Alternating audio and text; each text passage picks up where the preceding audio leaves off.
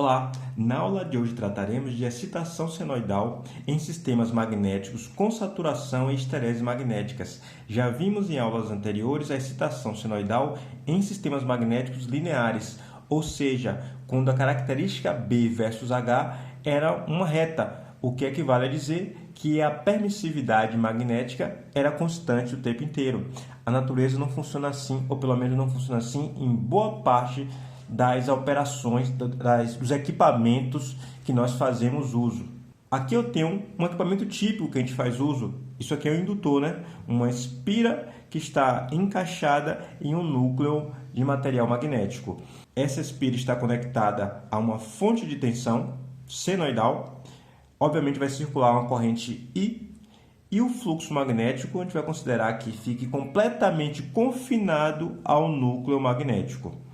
Pela lei de Kirchhoff, quando eu desprezo as perdas no fio, ou seja, nenhuma resistência é necessária para modelar as perdas no fio, eu tenho que a tensão aplicada é igual à tensão induzida. E, portanto, a tensão induzida é também senoidal, da mesma forma que vimos nos estudos de sistemas magnéticos lineares. Eu tenho também a expressão E é igual a N dφ dt. A gente bem conhece a expressão que é a própria lei de Faraday. Se eu tenho um fluxo senoidal,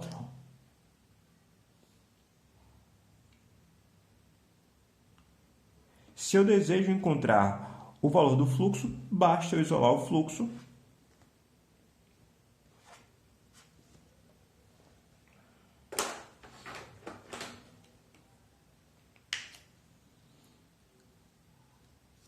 Como eu desejo encontrar o valor do fluxo, já que a tensão já é conhecida, a tensão induzida já é conhecida porque ela é igual à tensão terminal, basta eu isolá-lo.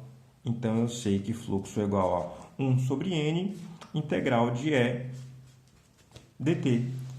Sendo E uma tensão senoidal, que eu posso representar por uma versão cossenoidal, sendo E máximo cosseno de ômega t o valor da tensão. Então, posso fazer fluxo igual a 1 sobre N, integral de E máximo, cosseno de ômega t dt.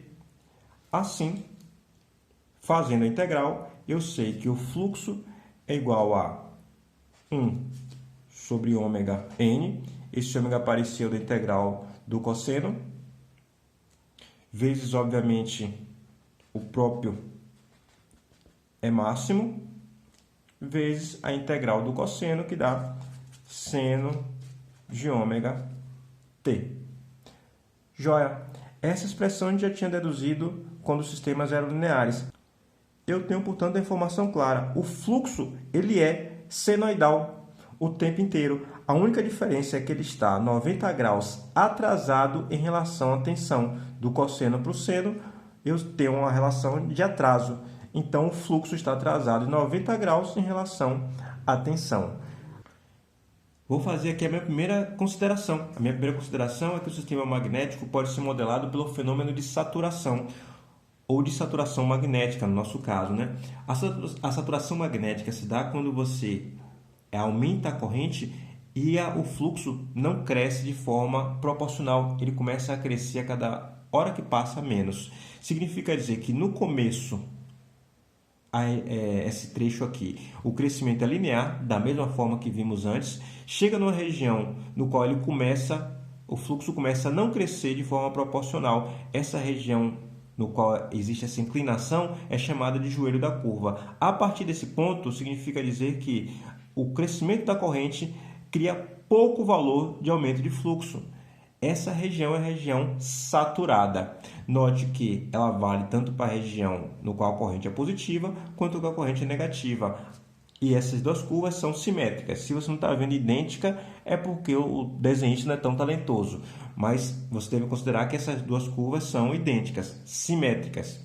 Isso significa dizer que a gente pode agora fazer a nossa análise com esse entendimento. Eu tenho a tensão E, que é igual à tensão terminal aplicada no meu dispositivo. essa tensão E está aqui representada em vermelho. Eu tenho o fluxo magnético, que nós já vimos que ele está a 90 graus de atraso em relação à tensão, aqui representada em verde.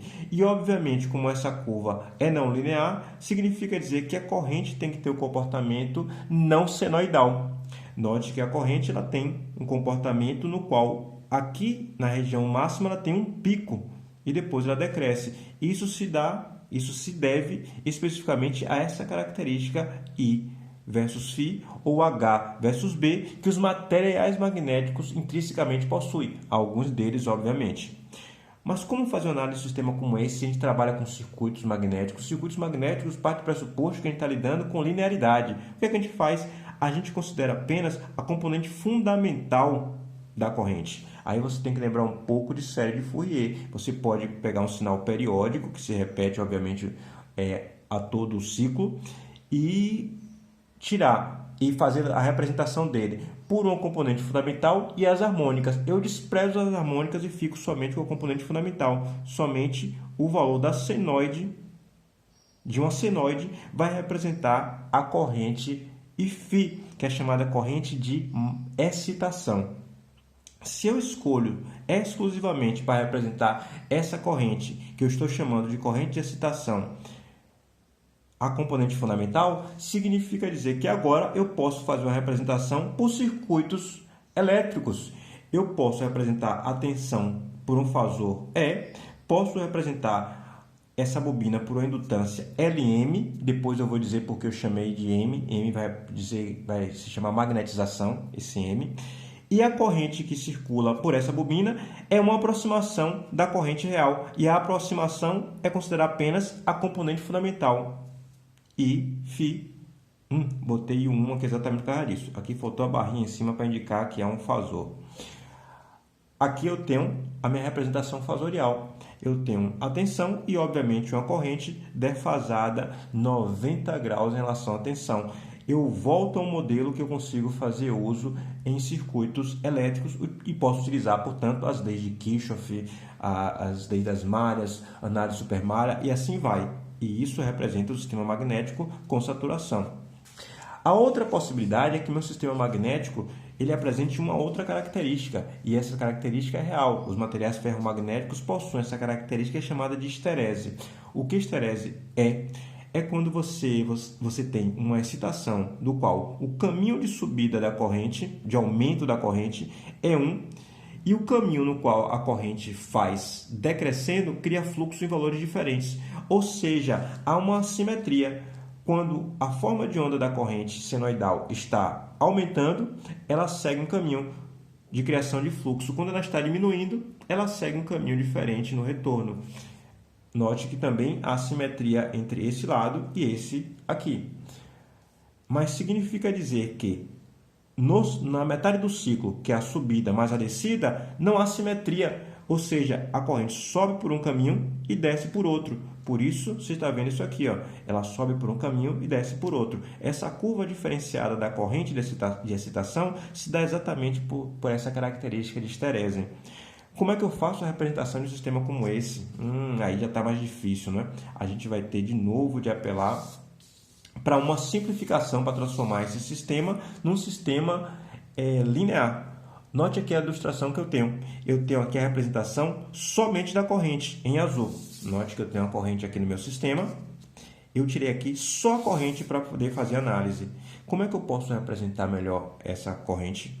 Eu posso representar por duas correntes de frequência fundamental. Uma de valor maior, que eu vou chamar de IM. A gente vai ver que ela está em fase, esse M, com o próprio fluxo. E uma outra adiantada em 90 graus, que eu vou chamar de IC. E a gente vai ver que ela está em fase com a tensão E. Peço que você dê uma parada no vídeo e faça esse esforço mental de enxergar essa corrente IM aqui em fase com fluxo e a corrente IC em fase com a tensão. Deu a parada? Deu a parada no vídeo e entendeu isso? Vai ficar muito mais fácil. Agora que eu tenho a representação da corrente de excitação por duas componentes Uma que eu vou chamar de componente de magnetização e outra componente de perdas no núcleo, depois eu explico por quê, eu posso fazer a minha análise considerando um circuito elétrico. Vou começar fazendo a minha análise fasorial. Eu acabei de dizer que eu tenho uma componente da corrente que está em fase com E, que eu chamei de IC, e aqui represento o IC em fase com a tensão E, e uma outra componente que está em fase com o fluxo, ou seja, atrasado em 90 graus em relação à tensão, atrasado em 90 graus em relação à tensão, e essa eu chamei de IM. A componente, portanto, fasorial e φ de forma aproximada vai ser esse fasor aqui representado. Faltou a barrazinha também para indicar que é um fasor. Isso aqui me lembra uma coisa, o estudo de circuito elétrico, quando você viu os cálculos de potência, você tem que ter em mente que quando a corrente está em fase com a tensão, isso representa potência ativa. E quando está a 90 graus, isso representa potência reativa indutiva quando há um atraso de 90 graus. Como é que eu faço para representar potências ativas e reativas num circuito elétrico? Usando um resistor, ou melhor, uma resistência, desculpe, já que resistor é dispositivo físico, isso aqui é uma resistência para representar a potência ativa, por isso a corrente IC está aqui, passando pelo ramo da resistência, e uma indutância, que está aqui representando a magnetização. Veja só, aqui a corrente φ, que é a soma das duas. Isso significa dizer que eu tenho uma representação de uma resistência de perdas no núcleo, por isso ele recebeu esse C, esse subscrito C. C é core em inglês, que é núcleo. Afinal de contas, esse dispositivo que a gente colocou, ele não executa nenhum tipo de trabalho. Então, toda a potência ativa que fluiu para esse núcleo, ela só pode ser perdida no núcleo. Então, esse RC representa perda no núcleo, enquanto esse LM representa a necessidade, ou melhor, a magnetização, a criação de fluxo. Então, eu tenho uma corrente de excitação que tem duas componentes, uma componente de perda e uma componente de magnetização. Qual a importância disso que a gente viu na aula de hoje? Você, se conseguiu entender isso, está um grande passo na frente para conseguir entender a modelagem dos transformadores e das máquinas de indução que utilizam a representação de perdas por histerese exatamente dessa forma. É necessário também que a gente dê uma ênfase aqui numa coisa. A gente viu que o dispositivo, quando é representado pelo fenômeno de saturação, as perdas não existem. Apesar da saturação criar uma não linearidade, ela não cria perdas. Ela só cria uma deformação da forma de onda que a gente, inclusive, aproxima por uma senoide para deixar linear e poder fazer uso de circuitos. Enquanto que a histerese, ela implica na existência de perdas. A representação da corrente real, que é distorcida e assimétrica, é feita por uma corrente em fase com a tensão e uma corrente em fase com o fluxo magnético. Portanto, eu posso fazer a representação com esses componentes resistivo e indutivo. Espero que tenha entendido a aula de hoje, porque ela é pré-requisito para entender coisas que serão ensinadas no futuro. Até breve!